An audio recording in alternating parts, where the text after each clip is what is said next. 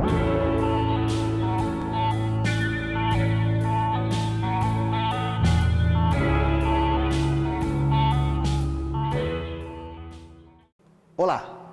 eu sou Vladimir Polísio, da Associação Amigos do Grande Anhangabaú.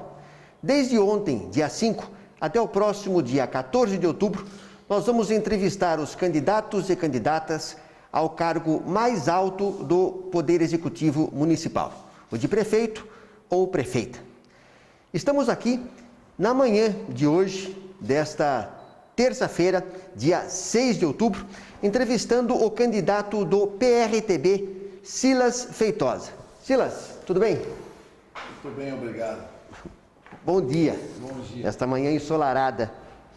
Silas, você foi assessor do prefeito Luiz Fernando e agora está disputando a prefeitura, é isso? Sim. Eu trabalhei com o candidato do PSTB e atual prefeito durante muitos anos. Aliás, é uma parte da minha história política. Eu comecei aqui em Jundiaí muito cedo, lá atrás. Eu digo que a minha carreira ela é uma espécie de degrau, né? Eu vim subindo aos pouquinhos. Eu comecei entregando o santinho para a dupla Valmor mais Fávaro, né? Na eleição de 1988.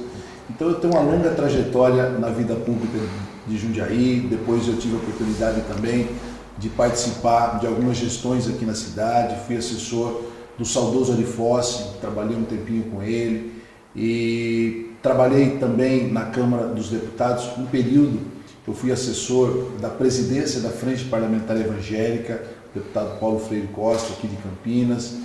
Trabalhei também na Assembleia Legislativa do Estado, um período como corregedor, um dos corregedores.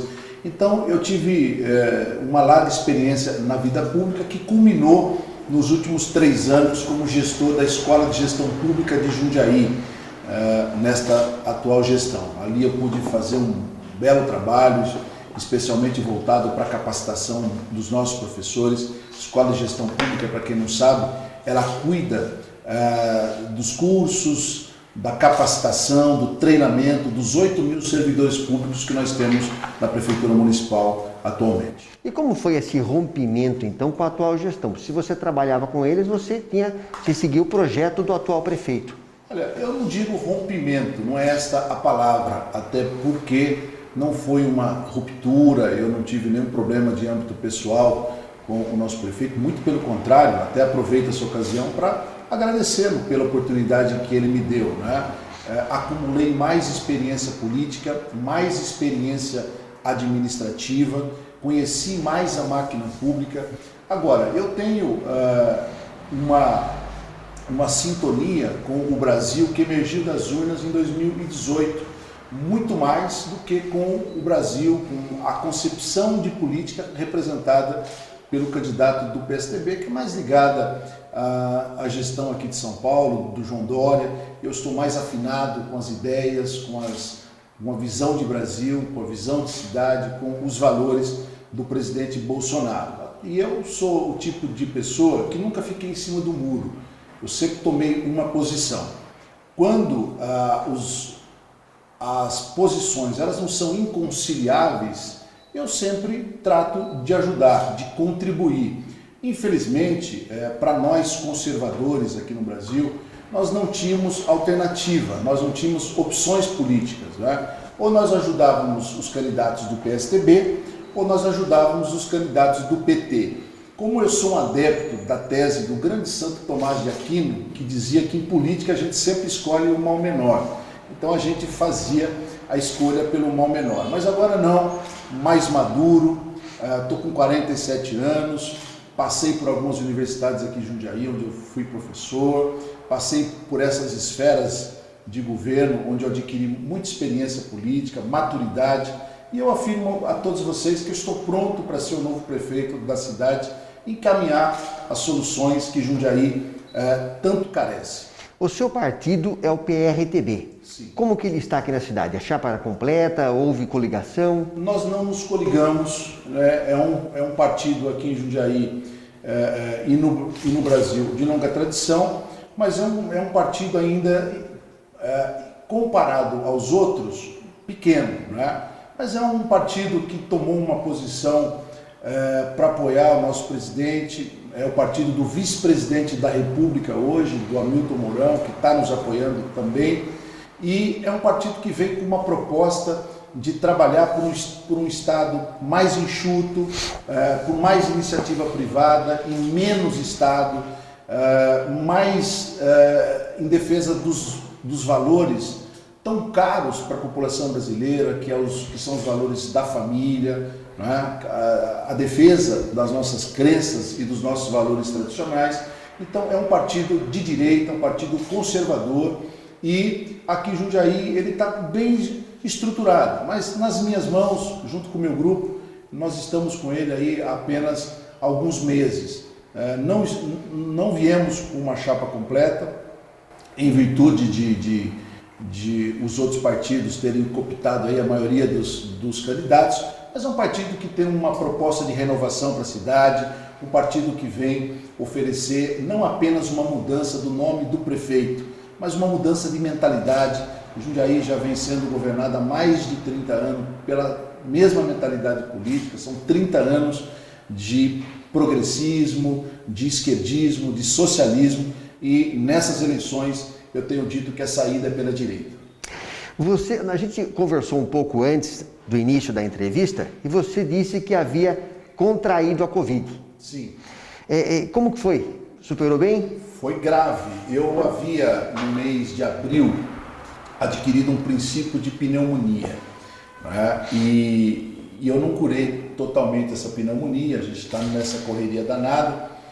E quando eu adquiri a Covid, eu estava vulnerável, né? Eu digo sempre que não é para o brasileiro temer essa doença. Primeiro, porque ela tem tratamento, e o tratamento é barato. Segundo, que ela atinge um percentual muito restrito da população, né? Que são as pessoas que têm as comorbidades, as doenças pré-existentes, a baixa imunidade. E o mais importante é que ela tem tratamento. Só que no meu caso, eu demorei para recorrer ao tratamento. Eu tenho uma pessoa na minha família que é da área médica e eu meio que ignorei os conselhos dela, né? A minha esposa também adquiriu, a minha filha, e elas já se trataram muito rapidamente e se curaram em 2, 3 dias. O meu caso não, aí teve um pequeno agravamento, mas deu tudo certo, eu me recuperei bem, tanto assim que foi uma experiência muito boa para mim, de maneira que a partir de janeiro do ano que vem, se Deus quiser, eu quero disponibilizar o tratamento precoce para todo jundiaense que adquirir essa doença. Adquiriu, vai passar num posto médico, pegar lá o seu protocolozinho, o seu kit médico, né? A gente vai estabelecer isso em consenso com os nossos médicos, vamos discutir esse assunto a fim de que a população não fique mais desprotegida, né? Esse negócio de, olha, só volta aqui quando tiver sem ar, nós vamos acabar com isso aqui em Jundiaí, se Deus quiser. Essa que é uma questão importante, porque é uma doença séria que tirou a vida de muitos brasileiros, muitos jundiaenses, agravando a situação de quem tem comorbidade, sim, mas atingindo também pessoas sãs, pessoas esportistas, sim, e jovens também. Como você vê o enfrentamento da Covid-19 aqui em Jundiaí pelo prefeito Machado? Como você faria o tratamento? Você faria a mesma coisa que foi feita ou você faria diferente?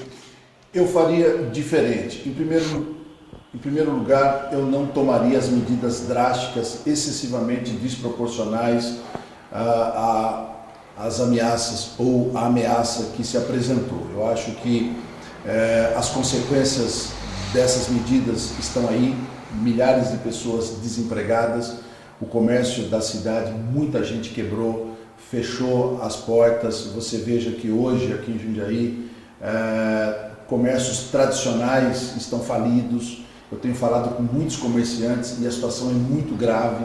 Gente aí que se endividou, não tem condições hoje sequer de pensar em reabrir a sua atividade, em voltar a comerciar. Então as medidas foram draconianas, foram medidas, reitero, excessivamente desproporcionais ao tamanho da ameaça. A gente sabia exatamente quais eram as pessoas que poderiam sofrer um prejuízo de saúde maior. Deveríamos ter feito ações para prevenir essas pessoas, para garantir uma maior segurança para elas e principalmente disponibilizar o tratamento precoce, o que não foi feito. As pessoas iam até o posto médico e ouviam que só deveriam voltar para lá se estivessem com falta de ar. Eu sofri essa doença, eu sei o que é essa doença e não deve ser tratada dessa forma. Eu acho que as consequências que ficaram aí foram graves. Agora mesmo a OMS, que foi o órgão internacional que eles seguiram rigorosamente, veio a público e reconheceu que a saúde das pessoas deveria ser tratada também com a mesma ênfase com que a economia deveria ser tratada. Hoje nós temos um contingente populacional sofrendo de depressão, pessoas com as suas vidas financeiras totalmente destruídas, paralisaram a economia do país sem a menor necessidade.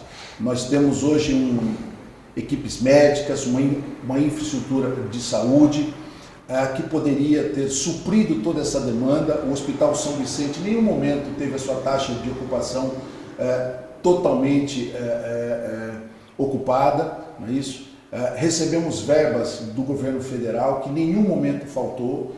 Então, eu acredito que as ações que foram decididas em São Paulo pelo João Dória e seguidas rigorosamente aqui pelo prefeito de Jundiaí e candidato pelo PSDB, elas foram desproporcionais ao tamanho da ameaça. Precisávamos passar por esse problema todo. A gestão foi ruim? Olha, a meu ver, ela foi ineficaz, né? Ela não impediu nenhuma morte de acontecer, não há nenhuma garantia disso, nenhuma morte, né? Até porque o vírus não respeita decreto, né? Muita gente tomou as precauções e se contaminou. A propagação desse vírus ela é muito alta, a taxa de letalidade é muito baixa, mas a taxa de contágio é muito alta.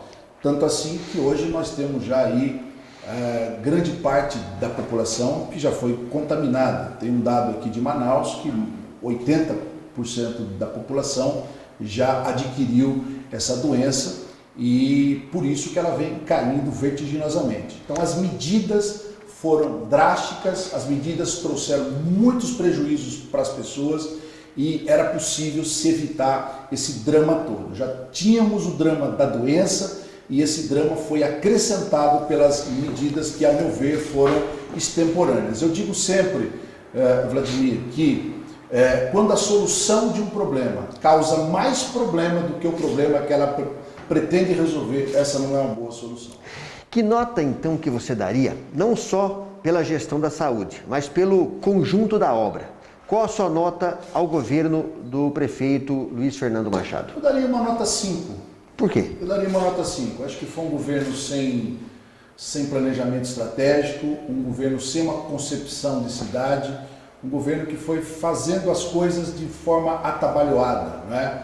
Você veja que nós agora, nos últimos meses, vimos aí a cidade sendo recapeada, especialmente as zonas mais centrais. Nós temos regiões da cidade que carecem de um maior investimento. Foi feito um grande empréstimo para que essas obras fossem realizadas, ou seja, não foi fruto de gestão.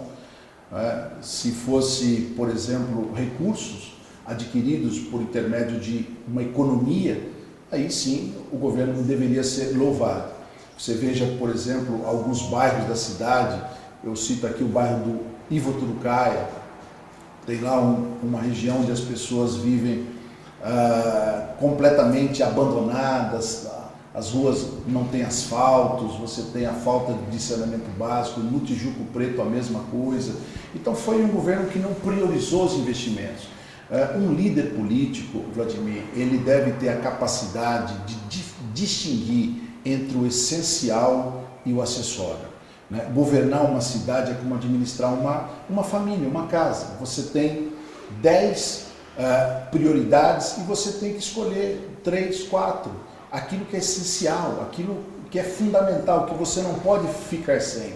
Saneamento básico, por exemplo, é algo inadmissível que a cidade ainda não tenha completado, não tenha universalizado o atendimento para todas as pessoas que moram dentro do nosso perímetro urbano. É inadmissível, é inaceitável que uma cidade como a nossa, com tantos recursos, com um volume de recursos como nós temos, e você não priorizar, resolver essa questão.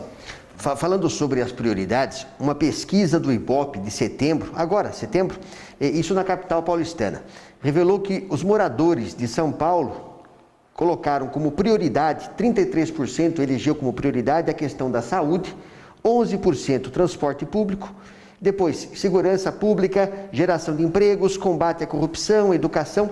O meio ambiente, isso na cidade de São Paulo, veio em último lugar. Trazendo essa pesquisa aqui para Jundiaí, nós temos aqui a Serra do Japi, uma questão importante no meio ambiente, e essas outras prioridades, como que são esses pontos que foram elencados pelos eleitores paulistanos no seu programa de governo? O que você tem, o que você apresenta para saúde, transporte coletivo, segurança pública, geração de empregos, combate à corrupção, enfim, esses problemas que foram levantados pelos paulistanos? Sim, veja, eu quero ser conhecido, se Deus quiser, ao fim e ao cabo do meu governo, como prefeito dos bairros. Como eu disse, o líder ele precisa priorizar aquilo que é o essencial, aquilo que é fundamental para a população, aquilo que traz um resultado que faz uma diferença na vida das pessoas, daquilo que pode esperar um pouquinho mais, não é? Eu vejo, por exemplo, a periferia de Jundiaí, ela está, de certo modo, abandonada. Você veja, por exemplo, na segurança pública, o bairro do Ivo Turucaia, que eu citei aqui anteriormente. Lá é um bairro que hoje as pessoas têm dificuldades de caminhar pelas ruas mais à noitinha, não é? Muita delinquência, muita roubalheira. E lá eu pretendo levar uma base da Guarda Municipal para ter uma atuação mais próxima da comunidade. O Santa Gertrudes, a mesma coisa, um bairro que tem muitas saídas, a Via Anhanguera, a Estrada Velha. Então é preciso que o prefeito tenha um olhar mais compassivo e generoso para essas regiões da cidade. O Fazenda Grande é a mesma coisa, aquela região da Zona Oeste, ela cresceu demais, se ampliou muito e a prefeitura não esteve presente ali na mesma proporção do crescimento demográfico daquela região e geográfico também, porque ali se expandiu muito. Então eu quero ter um olhar mais generoso para esses bairros. Em relação à saúde, é redundância eu dizer que é prioridade, porque a saúde é prioridade para todos nós. Todo mundo vive para cuidar da sua saúde, sem a qual você não atinge absolutamente nada na sua vida. Eu não tenho a ilusão, Vladimir, de que eu vá resolver todos os problemas da nossa cidade, mas eu quero trazer experiências que funcionaram em outros locais para a cidade. Por exemplo, em relação aos médicos especialistas, agora mesmo, durante a administração da doença chinesa, houve a suspensão aí de cirurgias eletivas, gente que vinha se tratando, teve que interromper o seu tratamento e a ideia geral, a noção geral que a população ficou é que o Covid monopolizou tudo, o que foi um outro erro cometido pela atual gestão, né? Praticamente abandonou as pessoas, as deixou ao Deus dará e elas tiveram que se virar aí da forma como encontraram saída. Eu quero, se Deus quiser, trazer uma experiência lá do sul do Brasil, que é o médico tutor. É um nome provisório ainda, mas o que importa é o conceito, é a ideia que eu quero implementar aqui na cidade. Médico tutor? Sim. No que consiste isso?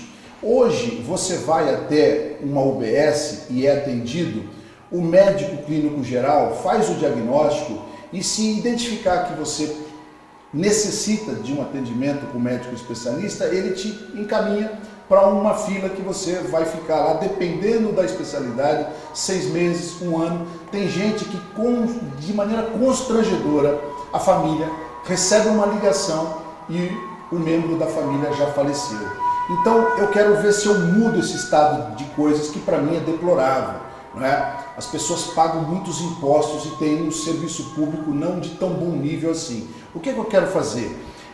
Ao ser atendido lá na UBS, o médico clínico geral vai levantar esse diagnóstico todo, recorrer a uma série de tecnologias que nós temos hoje, a fotografia, a filmagem, e vai encaminhar esse diagnóstico para um médico especialista, que vai ter um prazo lá de 24 horas, 48 horas, para dar uma resposta para esse problema com um procedimento, com uma conduta médica, a fim de que a gente aumente a taxa de resolução do problema lá na ponta, para que este paciente não seja enviado para esta fila.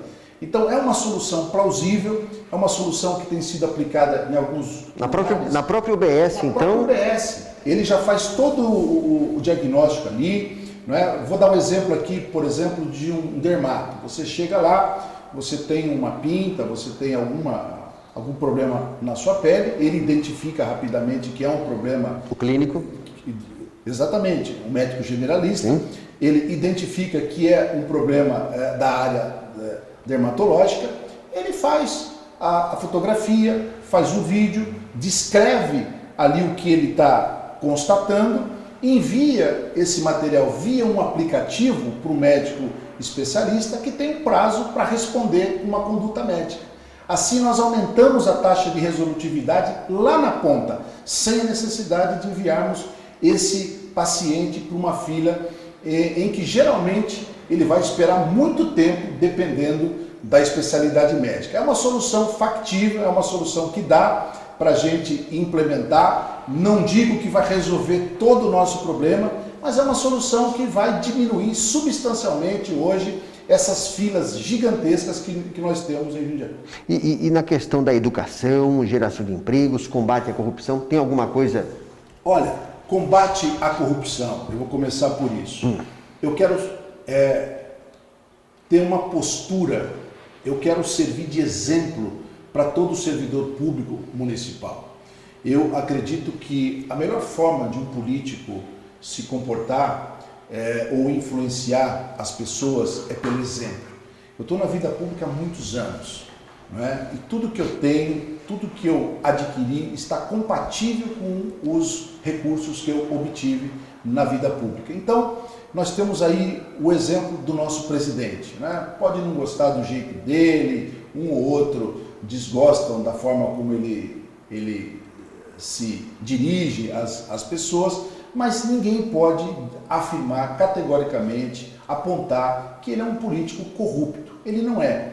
Então, e a melhor forma de você dar demonstração de que o seu governo é um governo diferente dos outros é a sua conduta, é a sua vida ilibada. Então, assim, eu quero ir para a prefeitura para servir de exemplo, não apenas para os servidores públicos municipais, mas para a população de modo geral. O povo está cansado de ver tanta roubalheira. Você veja agora aí, durante esse período da pandemia, a quantidade de políticos que estão agora nos jornais, sendo notícias, né, de alvos de investigação da Polícia Federal. Então o povo já está cansado dessas coisas. E aqui em Jundiaí, eu não vim para ficar apontando o dedo para ninguém, mas eu quero fazer uma gestão transparente, com muita lisura, até porque isso não é mérito nenhum. Eu vir aqui falar que eu não vou ser corrupto. É obrigação. Isso é uma obrigação, isso é um dever moral. E antes de querer fazer uma gestão baseada na lisura e na transparência, Vladimir, eu tenho compromisso com a minha consciência moral, eu sou um cristão, eu tenho compromisso com quem está lá em cima. Então isso é uma obrigação minha e eu me sinto até constrangido de dizer que eu não vou ser corrupto, né? Isso é uma obrigação minha e a população de Jundiaí vai me conhecer, se Deus quiser, durante a minha gestão. Você fez outras questões? Sim, a segurança pública já foi falado, com relação à educação, à saúde, geração de empregos. A minha prioridade na educação, eu quero priorizar a capacitação dos professores. O Brasil, nos últimos 30 anos, passou por um processo de degradação educacional muito grande.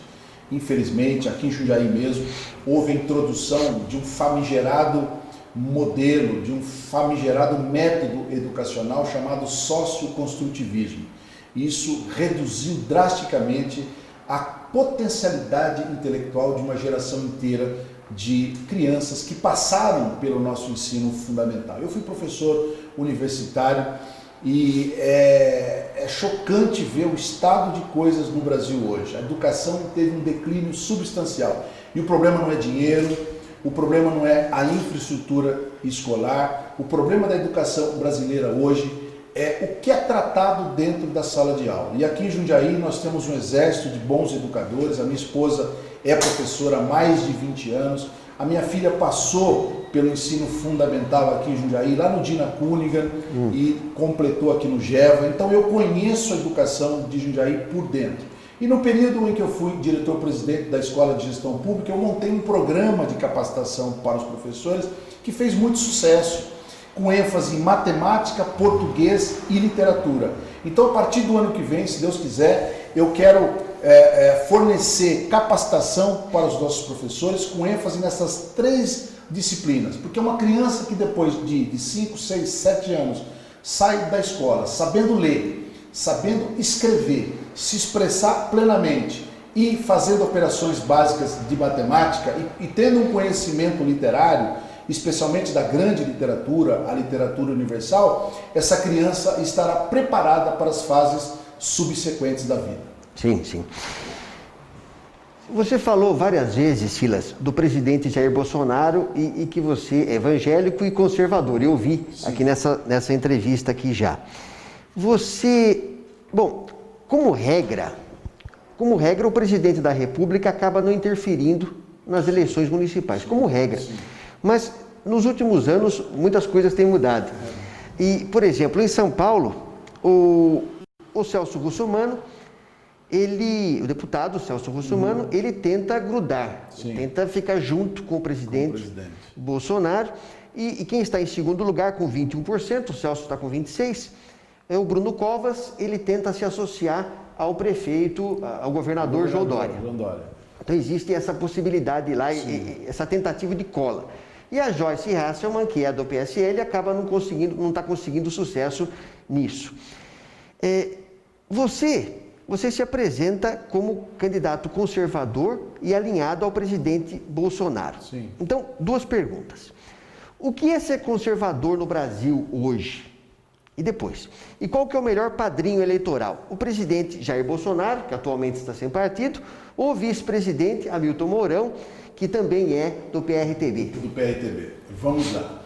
O conservador, infelizmente, aqui no Brasil, nós não temos uma tradição recente conservadora. O conservadorismo foi muito forte aqui no nosso país, como um pensamento político, uma corrente política, até a década de 1960, e depois ele foi desaparecendo. Aí houve a ascensão do movimento revolucionário, da esquerda revolucionária, que tomou de assalto toda a mídia brasileira e as universidades, e acabou formando uma geração inteira de políticos que depois chegaram ao poder em 1994, já com o Fernando Henrique Cardoso, que é um socialista notório.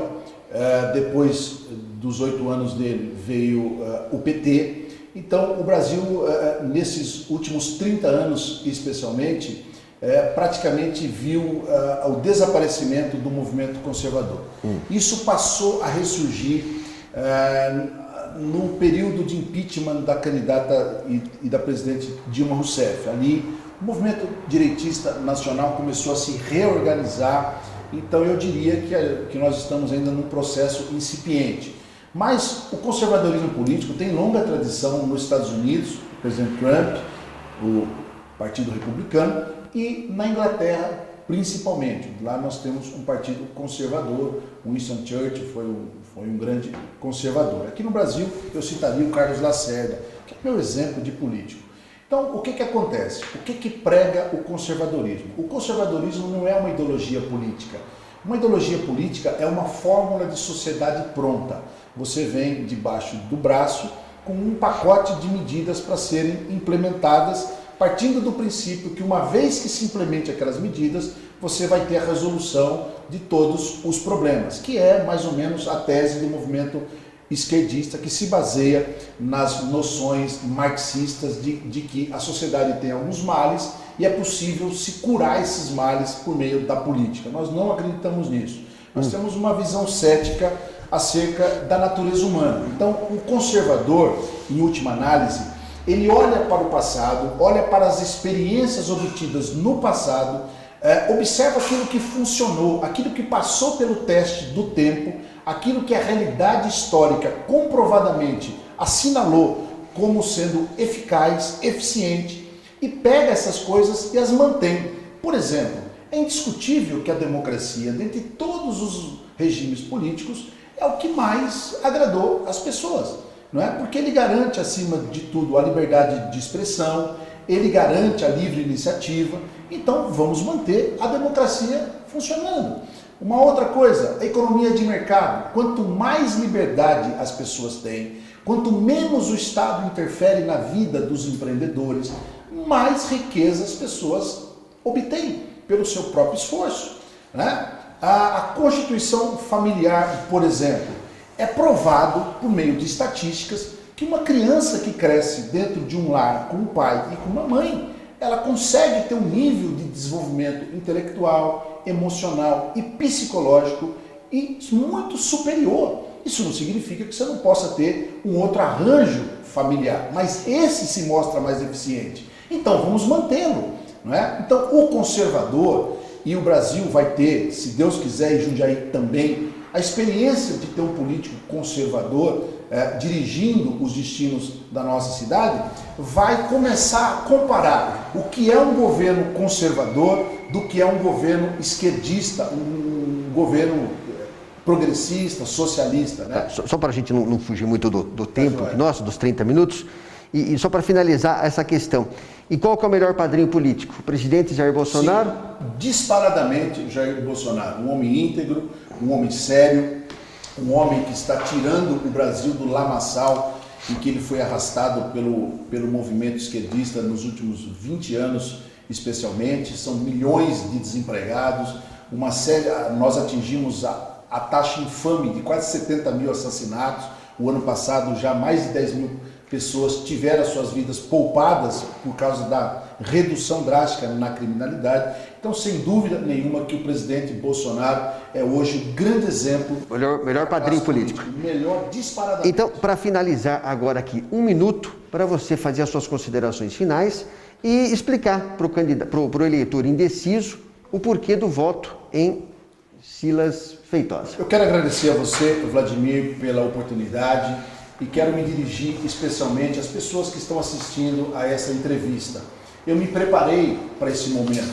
Eu não caí de paraquedas na política, eu tenho uma longa experiência na vida pública da nossa cidade. Eu comecei lá atrás, a minha escola é a escola do Pedro Fávaro, do Valmor Barbosa Martins, do seu Arifossi, do doutor André. Eu passei por todos esses políticos, conheci um pouquinho de cada um deles, tive a oportunidade de trabalhar na Câmara dos Deputados, fui gestor aqui na Prefeitura, na Assembleia Legislativa do nosso Estado e estou pronto para ser o prefeito da nossa cidade e encaminhar as soluções para a gente reduzir, minimizar ou, em alguns casos, resolver os problemas que afetam a vida das pessoas. Então eu quero pedir a sua ajuda, o seu envolvimento, estou pronto para ser o líder político que essa cidade necessita e colocá-la no patamar que ela merece. Eu digo sempre que Jundiaí é uma cidade com um potencial extraordinário. Falta-nos um líder para nos conduzir rumo a um patamar mais elevado. Eu agradeço a presença do candidato Silas